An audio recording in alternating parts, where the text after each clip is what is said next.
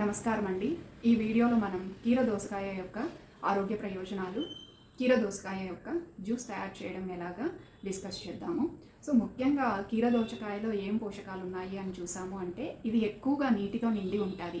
కాబట్టి దీన్ని తిన్నప్పుడు మనకేమవుద్ది అంటే నీరు అన్నటువంటిది ఎక్కువగా శరీరానికి అందడం జరుగుతుంది. అంటే ఇంగ్లీష్లో చెప్పాలంటే బాడీ రీహైడ్రేట్ అవ్వడం అనేది జరుగుతుంది. అంతేకాకుండా ఫ్రెష్గా తాజాగా ఉన్నటువంటి కీరదోసకాయలను తీసుకోవటం వల్ల విటమిన్ సి, యాంటీ ఆక్సిడెంట్స్ అన్నటువంటివి శరీరానికి అందటం వలన రోగనిరోధక శక్తి అన్నటువంటిది కూడా పెరగడం అనేది జరుగుతుంది. ఇంకా చూసుకున్నాము అంటే కీరదోసకాయని పొట్టుతో సహా తీసుకున్నాము అంటే ఫైబర్ అన్నటువంటిది రావటం వలన జీర్ణక్రియకి, తర్వాత గ్యాస్ రిలేటెడ్ ప్రాబ్లమ్స్ ఏవైనా ఉన్నా కానీ, నెక్స్ట్ మలబద్ధకం రిలేటెడ్ ఇష్యూస్ ఏవైనా ఉన్నా కానీ తగ్గటం అనేది జరుగుతుంది. అంతేకాకుండా ఇందులో విటమిన్ సితో పాటు మెగ్నీషియం, పొటాషియం అన్నటువంటివి మినరల్స్ ఉన్నాయి. ఈ మినరల్స్ ఏమవుతున్నాయి అంటే చర్మ సౌందర్యాన్ని పెంచడానికి సహాయపడతాయి. అందుకే జనరల్గా కీరదోసకాయని కళ్ళ మీద పెట్టుకోవడం అలాగా చేస్తారు. ఎందుకంటే ఇది రీహైడ్రేట్ చేస్తుంది. అంతేకాకుండా చర్మం కాంతివంతం అవ్వటానికి కూడా సహాయపడుతుంది కాబట్టి.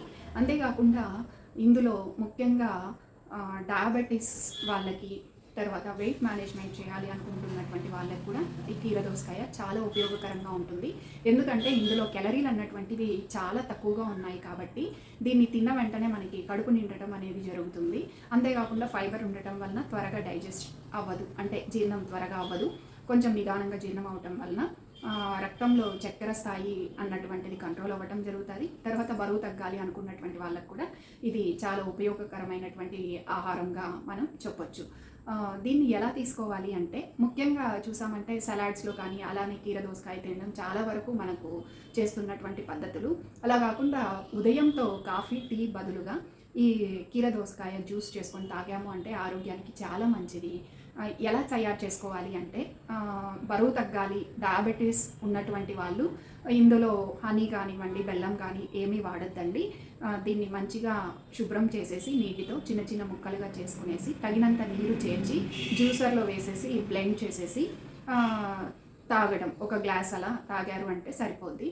అలా కాకుండా చిన్నపిల్లలు కానివ్వండి, మామూలు ఆరోగ్యంగా ఉన్నటువంటి వాళ్ళు, లేదు రక్తహీనతతో ఉన్నటువంటి వాళ్ళు ఏం చేయొచ్చు అంటే ఈ ఫ్రెష్ కీరదోసకాయ వాష్ చేసి ముక్కలు చేసుకునేసి దానికి కొద్దిగా బెల్లం కలిపేసి కావలసినంత నీటిని చేర్చి జ్యూసర్లో వేసి బాగా మిక్సీ పట్టేసిన తర్వాత ఒక గ్లాసు తెల్లవారుజామున అంటే ఉదయం బ్రష్ చేసిన తర్వాత తీసుకోవటం వలన ఆరోగ్యానికి చాలా మంచి ఫలితం ఉంటుంది అనేసి చెప్తున్నాను. కాబట్టి ఫాలో అయ్యారు అంటే కనుక చాలా ఉపయోగకరంగా ఉంటుంది.